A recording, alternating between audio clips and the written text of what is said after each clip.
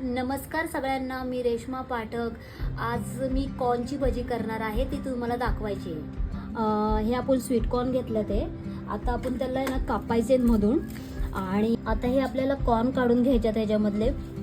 आता हे ना असे कॉर्न काढून घेतले ते आता आपल्याला सगळं मिक्स करायचे सगळे. आणि त्यानंतर आपल्याला ना बेसन पीठ त्याच्यामध्ये ॲड करायचं आपल्याला.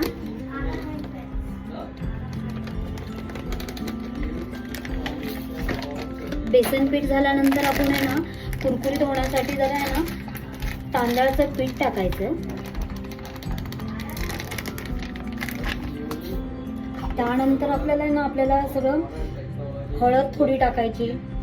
आपल्याला जशी चवीनुसार आपल्याला मीठ टाकायचं आपण.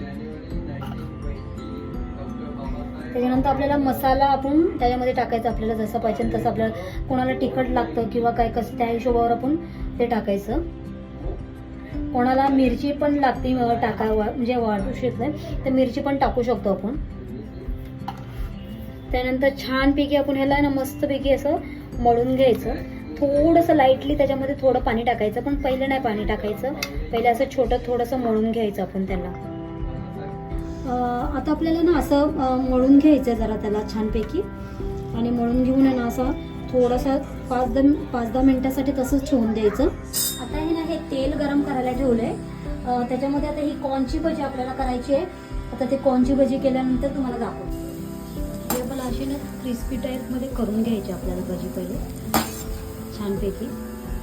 ही भजी केली आहे मी कॉर्नची.